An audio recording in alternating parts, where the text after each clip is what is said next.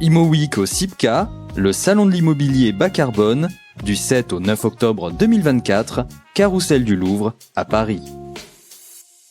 Nous sommes avec Thomas Péridier. Bonjour Thomas Péridier. Bonjour. Vous êtes directeur de la promotion tertiaire agricole de Crédit Agricole Immobilier, présent donc au CIPCA, un salon qu'il est important aujourd'hui d'investir, d'y être présent. Oui, c'est un salon extrêmement important pour nous. C'est un salon important parce que ça fait déjà de nombreuses années qu'on a pris le tournant des projets bas carbone et des projets vertueux d'un point de vue biodiversité, avec quelques réalisations phares, dont 3 encore qui ont été livrées cette année, avec des bâtiments bas carbone en région qui sont sur des standards assez forts en termes de performance carbone et énergétique. Vous nous donnerez des exemples dans un instant, on va y revenir. Quelle est votre vision aujourd'hui du marché de l'immobilier d'entreprise en France et comment cela influence vos stratégies chez Crédit Agricole Immobilier? Alors le marché, il est actuellement en pleine transformation de plusieurs points de vue. Il est en pleine transformation de par l'économie, la conjoncture, qui nous a fortement chahuté depuis mi-2022 et qui nécessite de revoir l'économie des projets. C'est un marché également qui est en pleine transformation d'un point de vue énergétique et carbone, puisque les produits que l'on développait avant sont plus du tout les mêmes. On a pris le pas d'une nouvelle façon de concevoir les bâtiments, avec plus de bois, avec plus de réemploi, avec moins d'imperméabilisation des sols, avec des projets qui sont situés plutôt dans des cœurs de ville, à proximité des transports. Et puis c'est aussi une transformation dans les usages, puisque la consommation des mètres carrés de bureau n'est plus exactement la même que celle qu'on pouvait avoir avant la pandémie. Donc en fait, on vient au bureau pour réaliser d'autres actions qu'auparavant. Vous avez ressenti ce changement des usages en fait au niveau du bureau. On conçoit pas du tout le bureau de la même façon aujourd'hui. Vous venez de nous le dire. Alors, quelles mesures vous prenez pour intégrer le développement durable, vous nous en avez parlé dans vos projets immobiliers, notamment dans la conception et la réhabilitation de bâtiments anciens. Ça, c'est un aspect très important, j'imagine. Oui, tout à fait. Alors, si on commence peut-être par le neuf, on est de plus en plus sur des bâtiments en structure bois, avec des façades à ossature bois ou construction à ossature bois. On essaye de maximiser le recours au réemploi, que ce soit sur des faux planchers, que ce soit sur des cloisons amovibles, que ce soit sur des chemins de câbles, que ce soit sur de la peinture. Mais je dirais que le chemin, il est encore long parce qu'on a une filière qui est en train de s'organiser, mais qui n'est pas encore totalement prête. Oui. Clairement, quand je vous parle de façade à ossature bois, le constat, c'est que très souvent, les matériaux des industriels n'ont pas les avis techniques. Donc, ça veut dire que les maîtres d'ouvrage que nous sommes sont confrontés à la nécessité de passer par des avis techniques expérimentaux qui impactent les délais et les coûts des opérations. Et donc, ça peut être un frein au développement plus rapide de ces constructions bois. Donc, nous, on appelle de nos voeux l'ensemble de la filière à aller plus vite, plus fort pour maximiser le recours à des matériaux vertueux. Et parce qu'il y a l'urgence quand même quelque part. C'est l'urgence, c'est l'urgence. Il y a maintenant les maîtres d'ouvrage. Nous, c'est un travail de fond qu'on réalise depuis 2020 maintenant sur la construction bois, sur tout type d'immeubles de bureaux, que ce soit du bureau en région ou des IGH à la Défense. Et on a la nécessité d'aller plus loin côté industriel. Pareil sur les fiches de données environnementales et sanitaires. On voit que sur certaines classes de matériaux, je pense notamment à la CVC, courant fort, courant faible, il nous manque encore ces données et pourtant, c'est des données qui sont extrêmement importantes pour mieux concevoir nos bâtiments et économiser du carbone. Voilà. Mais je pense que tout ça va s'accélérer dans les prochains mois. C'est un peu le défi actuel d'avoir plus d'éléments d'information là-dessus. Avec les lois sur la ZAN, donc c'est difficile aujourd'hui de trouver du foncier, bien évidemment. Donc la réhabilitation, on en parlait, c'est quelque chose d'essentiel. Oui, la réhabilitation pour nous c'est un axe de développement extrêmement fort puisque la durabilité des bâtiments passe par donner plusieurs vies à un même bâti. Et donc en fait la responsabilité du promoteur, c'est bien sûr de construire un immeuble qui correspond aux besoins du moment, les besoins en termes de bureaux, le besoin en termes d'aménagement de ces espaces de bureaux, mais c'est aussi une responsabilité de concevoir un bâtiment qui permette demain d'avoir une autre vie en logement, en résidence étudiante, en résidence senior, et donc comment les fondamentaux du bâtiment, sa structure, le positionnement des verticalités vont faire que demain, le bâtiment, enfin demain, dans 10 ans, dans 15 ans, vous m'avez compris, on pourra le transformer à moindre coût carbone.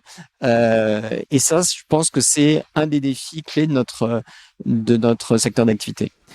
Alors, vous nous avez mis l'eau à la bouche tout à l'heure avec en nous disant que vous avez des réalisations en cours. Vous pouvez nous donner quelques exemples de programmes en cours ou de projets en cours?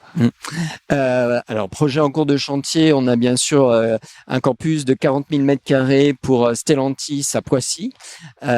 Projet qu'on livrera au premier trimestre 2025. Ça, c'est un projet qui vise la neutralité carbone en phase d'exploitation. On a livré cette année également 3 bâtiments en région, à Pau, à Dijon et à Saint-Étienne, des bâtiments de moins de 2000 m², qui sont des bâtiments extrêmement efficients d'un point de vue carbone, avec une très faible emprise au sol, des matériaux perméables qui laissent passer l'eau et un recours très fort au réemploi. Dans les projets nouveaux, je pense qu'il ne vous a pas échappé qu'on a été désigné lauréat en mars dernier du projet 2001 à la Défense. Donc là, on est, et ça c'est assez intéressant, sur un projet bas carbone, mais pour un IGH. Donc là, on a l'ambition de construire la première tour de 100 mètres de haut bas carbone, et qui va viser le seuil, qui va atteindre plus exactement le seuil 25 de la réglementation, et qui ambitionne même d'aller chatouiller le seuil 28. Donc ça, c'est un véritable défi. C'est un événement même. C'est un événement. Ouais. Donc là, on y travaille activement avec nos partenaires et notre copromoteur, et on espère pouvoir dévoiler une nouvelle étape du projet au MIPIM 25. D'accord, ça c'est prévu pour quand au niveau de livraison? Vous avez déjà des idées de... Alors là, on est sur des livraisons en 2030-2031. D'accord. Donc c'est un projet au long cours, mais c'est un projet de transformation, y compris pour la Défense, puisque on est dans de nouveaux usages à la Défense. On est dans une nouvelle façon de concevoir les immeubles à la Défense. Donc c'est le renouveau de la Défense qui est en train d'être travaillé actuellement. On y reviendra bien évidemment. Les idées de transformation de bureaux en logement, vous les avez aussi chez Crédit Agricole Immobilier? C'est quelque chose qui... Oui, alors on dit que c'est pas trop réaliste aujourd'hui, enfin c'est très cher en tout cas. Alors, ce qui est clair, c'est qu'on est tous confrontés à la même chose. C'est-à-dire que si le prix du foncier est pas trop élevé, on arrive à transformer les immeubles à condition que les fondamentaux de la structure soient là et qu'il y ait une réserve de constructibilité.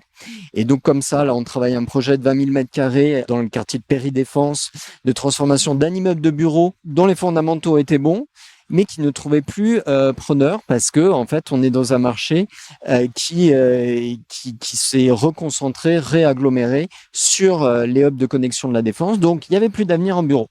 Et pourtant il y avait 20 000 m². Qu'est-ce qu'on en fait? Et donc la proposition que l'on a faite, c'est de le transformer en résidence étudiante. Et donc à partir du bâti, on va redistribuer le bâtiment, l'étendre avec du bois pour lui donner une seconde vie. Voilà, et c'est important parce qu'il y a beaucoup de demandes aussi sur ce plan-là. Les étudiants ont de plus en plus de mal à se loger aujourd'hui. Exactement. Donc ça, c'est la Défense. Je vous parlais de la Défense il y a un instant. Ambitionne véritablement de loger mieux ses étudiants. Parce que la Défense est un lieu d'enseignement, de formation, et donc la transformation d'immeubles de bureaux en résidence étudiante dans le quartier de Péry-Défense, c'est je pense un enjeu majeur. Ici au CIBCA, on croise beaucoup d'élus. Comment vous, chez Crédit Agricole Immobilier, puisque vous êtes bien évidemment présent sur tout l'ensemble du territoire, comment vous travaillez avec les élus, avec les collectivités locales? Alors pour nous, il est bien sûr primordial de les faire adhérer au projet, et de les faire adhérer en comprenant leurs attentes par rapport au site, par rapport aux besoins de la ville. Donc clairement, on a des élus qui sont face à des dotations budgétaires qui sont de plus en plus restreintes et qui ont du mal à développer des équipements publics pour satisfaire aux besoins de nouveaux arrivants. Donc c'est vrai qu'on a beaucoup plus de demandes sur du résidentiel géré. ou du résidentiel transitoire, du build to rent, du co-living, plutôt que sur du logement familial plus classique.